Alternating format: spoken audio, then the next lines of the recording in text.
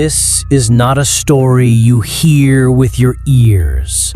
It's a story that crawls into your mind and festers. A tale of an absence so profound, it becomes a presence. We humans, we rely on sound. It's the constant, reassuring hum of existence, the distant murmur of traffic, the chirping of birds, the gentle creak of our homes settling. Even in the dead of night, there's always something. The soft rhythm of our own breathing, the faint pulse in our ears, the subtle rustle of sheets. Sound defines our space, alerts us to danger, connects us to the world. It's a comfort, a baseline against which we measure life. But what if that baseline vanished? What if the ordinary, comforting tapestry of sound was ripped away, not by deafness, but by something far more insidious, something that actively erased the very concept of noise? The gloom narrator's voice, usually a soothing deep rumble, would now carry an edge of deep unease, a controlled tremor that hints at something truly disturbing. Imagine a vibrant city street scene, bustling with life, yet slowly, imperceptibly, the ambient sounds, the honking taxis, the distant sirens, the chatter of pedestrians begin to mute. The scene plays out in eerie silence. Cars move like ghosts. People's mouths form words, but no sound escapes. Leaves might sway, but there's no rustle. A child's laughter plays on screen, but it's completely inaudible. It's a visual paradox, a sensory deprivation that feels inherently wrong. This isn't just quiet, it's an active erasure, a void where sound once lived. The unsettling nature of this phenomenon lies in its very definition, the silence that screams. It's not a gentle quietude, not the peace of a secluded forest. It is a suffocating, oppressive void, a silence that presses in on your eardrums, on your very skull, creating a phantom pressure that screams louder than any physical sound could. Initially, reports were isolated, dismissed as anxiety, tinnitus, or even auditory hallucinations. People described walking into a room and suddenly, abruptly, the world went silent. Not deaf. No, they could still feel the vibrations of their own footsteps, the beating of their own heart, yet every external sound simply ceased. A terrifying, immediate vacuum. A mother watching her child play, and suddenly the child's giggles disappear. Their toys clatter soundlessly. A construction worker standing on a site, surrounded by hammers and drills, but hearing nothing. The true horror sets in when this silence isn't just an absence, but a presence, a malevolent force that consumes sound, leaving behind a chilling void. The visual effects would emphasize this, subtle visual glitches, like a momentary flicker on a screen, or a slight distortion in the depth of field, suggesting a tear in the fabric of reality.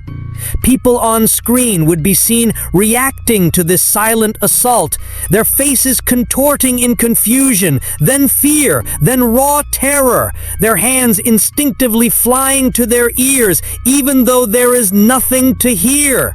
The gloom narrator's voice would become a low, unnerving whisper during these descriptions, as if afraid to break the very silence being discussed. making the listener feel an uncomfortable closeness to the phenomenon. This silence is not empty. It's filled with a growing, unseen pressure, a dread that builds within the chest, making every breath feel heavy and every thought echo with startling clarity.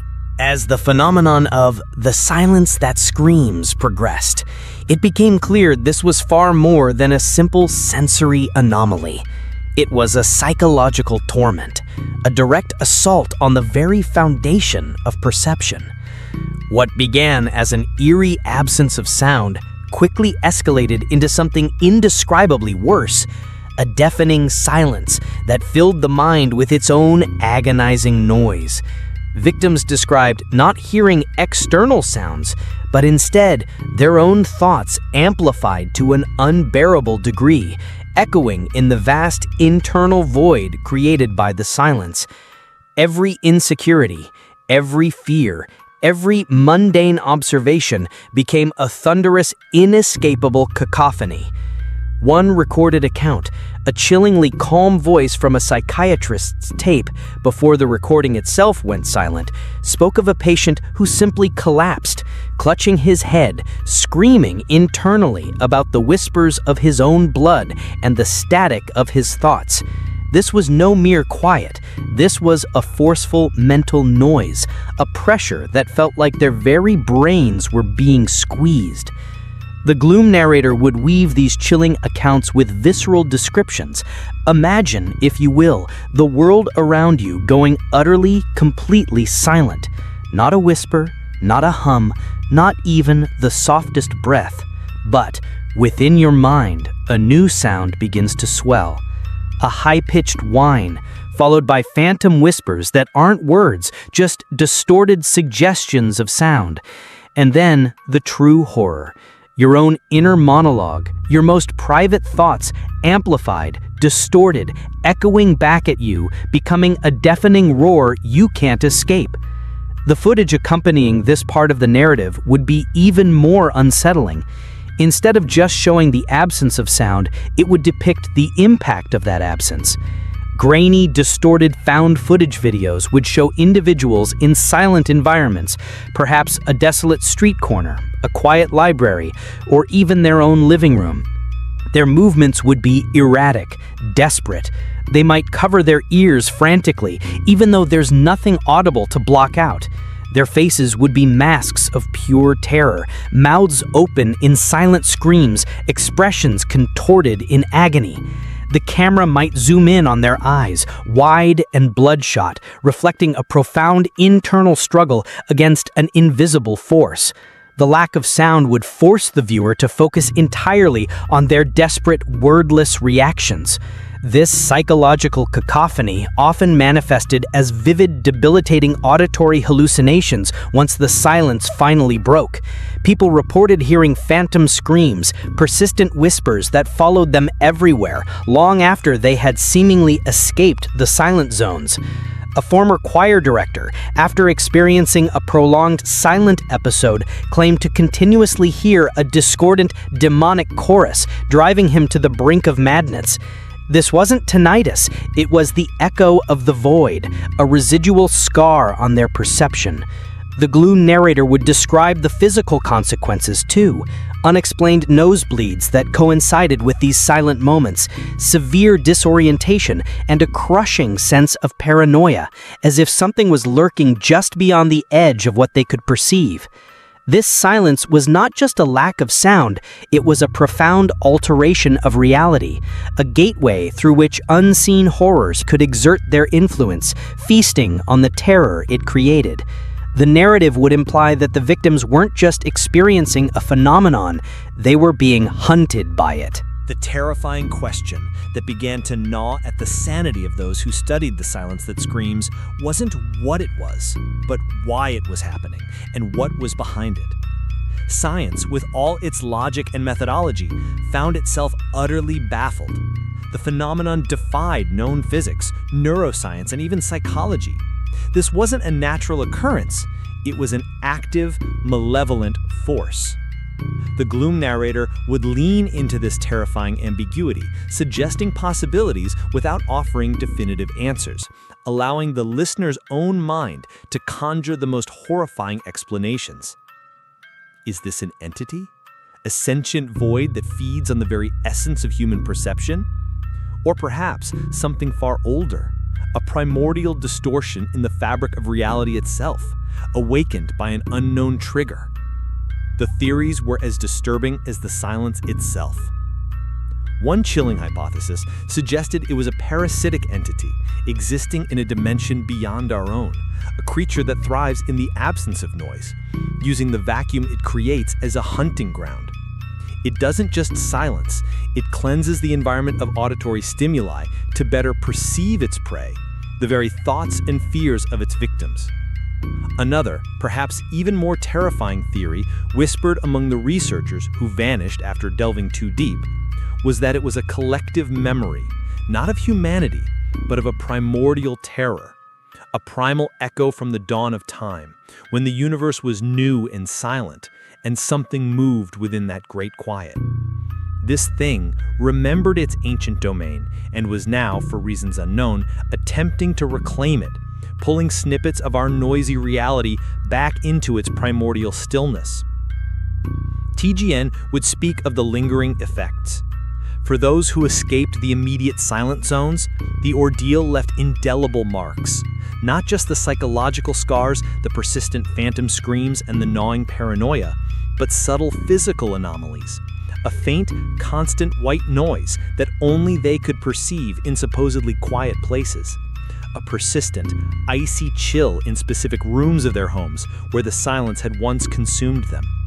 Some even reported faint, inverted sound waves subtly burned into their skin like a brand on their foreheads or wrists, patterns only visible under certain ultraviolet light, mirroring the silent screams they had endured.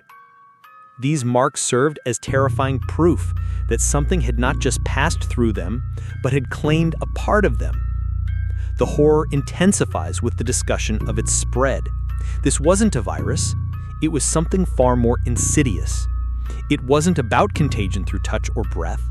It was about awareness. The gloom narrator would then drop the chilling revelation.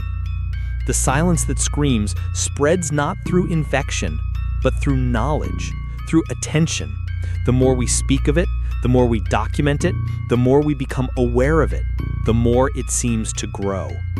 Isolated incidents become clusters.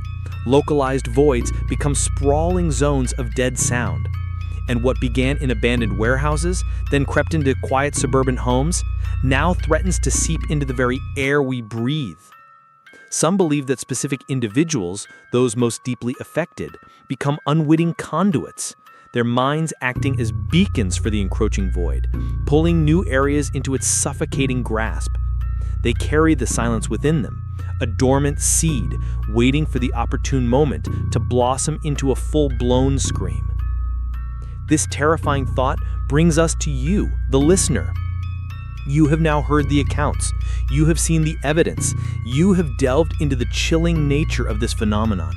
And in doing so, you have opened a door for the silence to find you. The narration would imply that simply by being exposed to this narrative, you have become a potential target, a new host for the parasitic quiet. As our journey into the suffocating depths of the silence that screams draws to a close, a chilling question lingers, one that refuses to be silenced by logic or reason. You've heard the fragmented accounts, pieced together the disturbing evidence, and now possess the unsettling knowledge of this phenomenon.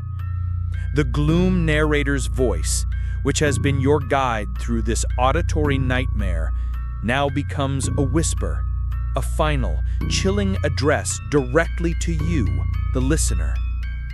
You've listened intently. You've pictured the empty streets, the silent screams, the frantic, unheard pleas. You felt the dread building, the pressure in your own ears, perhaps even catching a phantom whisper at the edge of your perception. The visual accompaniment would shift, no longer showing explicit examples of the silence, but instead focusing on your own immediate surroundings.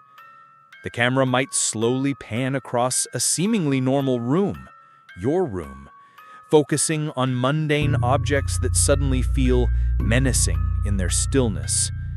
A ticking clock might be visible, but its sound is strangely absent.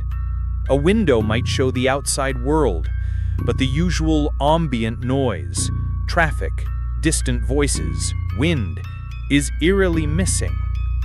It's a subtle, insidious effect, making you question your own senses. This ending isn't about jump scares. It's about a lingering, personal dread. TGN will challenge your sense of security, making the story, which once felt distant, become intimately real. But now that you know, can you truly unknow? Can you truly forget the concept of a silence that devours sound, a quiet that screams into your very soul? What if the act of hearing this story, of truly comprehending its horror, has opened a pathway? What if, in understanding the nature of this void, you have inadvertently invited it in? The audio of the video itself would begin to subtly, almost imperceptibly fade out, not abruptly, but a gradual, quiet muting of the background music, of TGN's own voice, until only the barest whisper remains, a chilling suggestion of what's to come. The narrator's final words would be delivered in this fading audio, forcing you to strain to hear them, to lean closer, to surrender to the encroaching void. Because the silence, it listens, it learns. It finds those who understand its truth.